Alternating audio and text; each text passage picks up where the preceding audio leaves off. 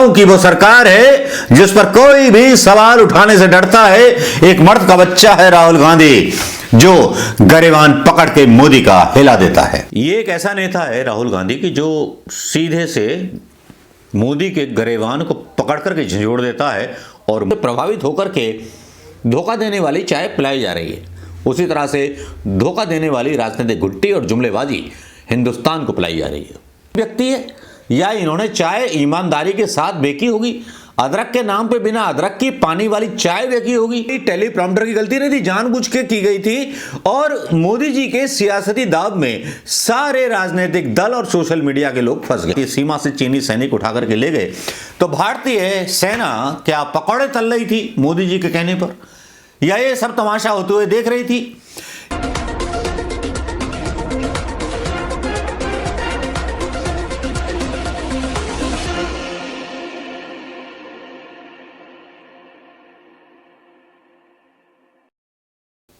दोस्तों नमस्कार, मैं मनोज कुमार शर्मा आजाद हिंद आवाज के लिए आपके बीच में एक बार फिर दोस्तों कहना ये चाहूंगा कि आज बेटी पटाओ का अभियान भारतीय जनता पार्टी ने शुरू कर दिया है। अब यहाँ टेलीप्रॉम्प्टर की फिर से गलती कही जा रही है।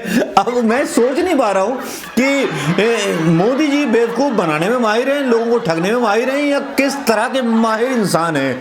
मैं आपको बता दूं, बेटी पटाओ जानबूझ के बोला गया या टेलीप्रॉम्प्टर की गलती थी? भाई जानबूझ करके बोला गया क्योंकि ये मीडिया में चले और हवाई होकर के उड़ जाए, सेंसिटिव मुद्दा बन करके। जैसे टेलीप्रॉम्प्टर का मुद्दा इन्होंने पहले उठाया, वो कोई टेलीप्रॉम्प्टर की गलती नहीं थी, जानबूझ के की गई थी और मोदी जी के सियासती दाव में सारे राजनीतिक दल और सोशल मीडिया के लोग फंस गए।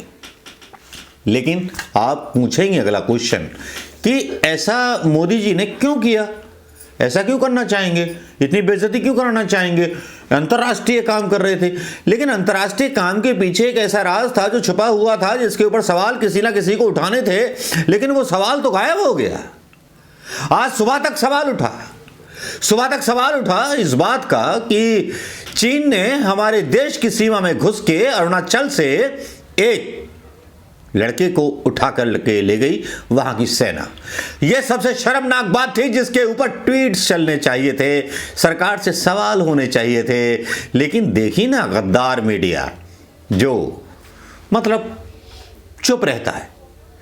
खैर, यह सवाल उठाया था आज सुबह, जो बहुत सुर्खियों में था और जिसको दबाने की जिम्मेदारी प्रधानमंत्री मोदी जी ने उठाई। एक ऐसा विवादास्पद बयान देकर के, जैसा टेलीप्रॉम्प्टर पर हुआ था वैसा ही बयान उन्होंने दिया। क्या बयान दिया ये सुन लीजिए। हाल के आंकड़ों से पता चला है कि बेटी बचाओ बेटी पढ़ाओ अभियान, इसकी सफलता से एक प्रधानमंत्री के मुंह से इस तरह की भाषा, क्या आपको लगता है कि ये शालीन व्यक्ति है या इन्होंने चाय ईमानदारी के साथ बेची होगी? अदरक के नाम पे बिना अदरक की पानी वाली चाय बेची होगी।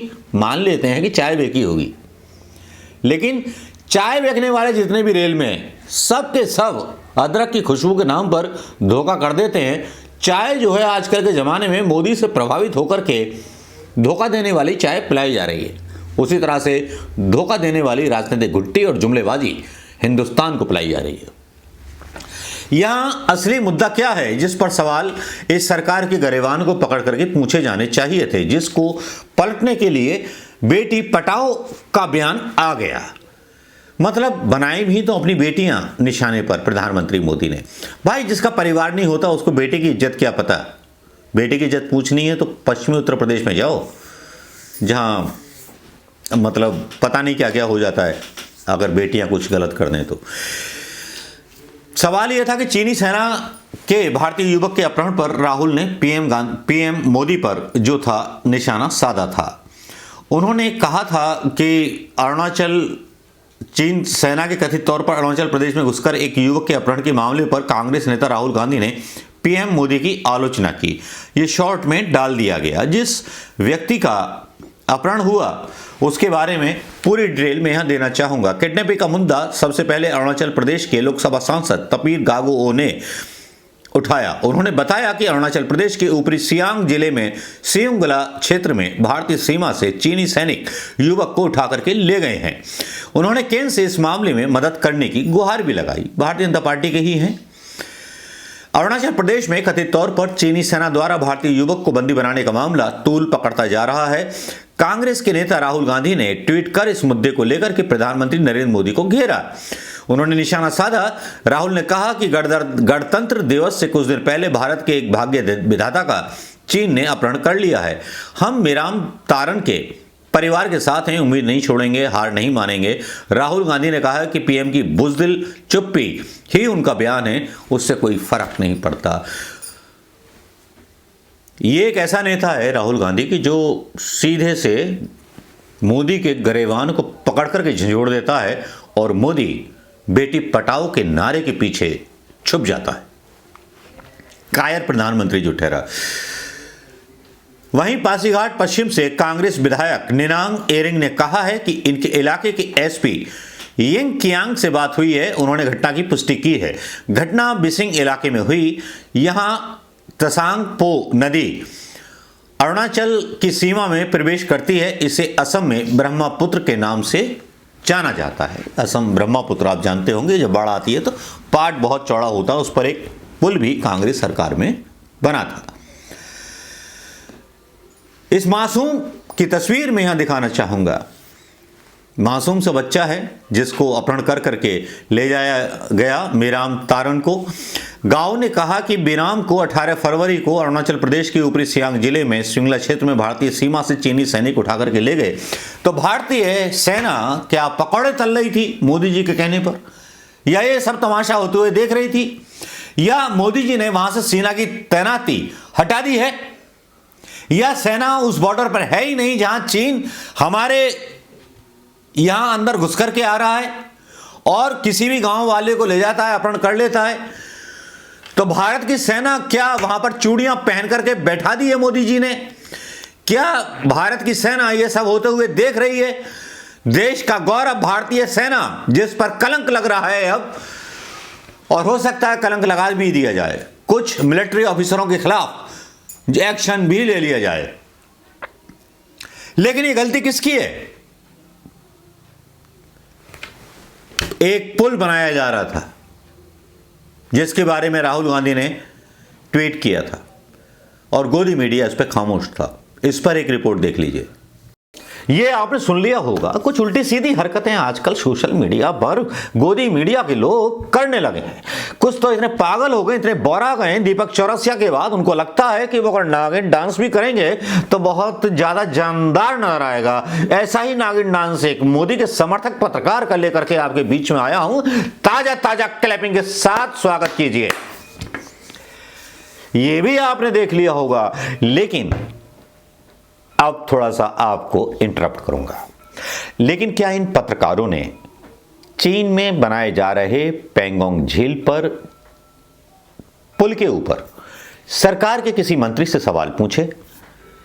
क्या ये पत्रकार देशद्रोही नहीं? क्या ये पत्रकारों को गद्दार कहलाए जाने का टाइटल नहीं दिया जाना चाहिए? क्या इस लोकतंत्र के खंबे को, जिसको जिम्मेदारी आजादी के बाद दी गई थी, जो अपनी आजादी से पहले भी अंग्रेजों के पिट्ठू थे, अब संघ के पिट्ठू बन चुके हैं, ये अपने सारे जिम्मेदारियां भूल चुके हैं। इन्होंने पैसे के बदले अपने जिस्म ही नहीं, अपने दिमाग। ये रिपोर्ट अगर आपने देख ली हो दोस्तों और मेरा गुस्सा समझ गए होंगे तो बहुत कुछ समझ में आ जाएगा। बेटी पटाओ इतना बड़ा मुद्दा नहीं है। मुद्दा है चीन का वो पुल, मुद्दा है चीन का भारत की सीमा में घुस करके भारत के नागरिक को ले जाना, भारत के नागरिकों की विश्वास इस सरकार में बचेगी क्या? अजीत डोभाल आज अपना जन्मदिन मना रहे थे। अजीत डोभाल जन्मदिन मनाने के अलावा क्या चीन की सीमा पर थे? अदानी के पोर्ट पर फिर से ड्रग पकड़ी गई है, अमेरिकन ड्रग, मुद्रा पोर्ट पर। क्या उस पर किसी मीडिया ने सवाल उठाए? नपुंसक, बहरा, गद्दार मीडिया हो चुका है नपुंसक सरकार हो चुकी है। ये दलालों की वो सरकार है जिस पर कोई भी सवाल उठाने से डरता है। एक मर्द का बच्चा है राहुल गांधी, जो गरिबान पकड़ के मोदी का हिला देता है। रिपोर्ट आपने देख ली होगी इस गोदी मीडिया की भी, और ये रिपोर्ट भी एक हिंदुस्तान का नागरिक चीन की सेना ले जाती है, और मोदी जो हैं अपने भाषण में एक विवादास्पद बयान देते हैं जो सोशल मीडिया पर चलने लगता है कि लड़की पटाओ, बेटी पटाओ। पता नहीं हम किस ओर जा रहे हैं, कहाँ जा रहे हैं, क्यों जा रहे हैं, किस लिए जा रहे हैं, समझ में नहीं आता। नमस्कार, जय हिंद दोस्तों, फैसला आप करेंगे।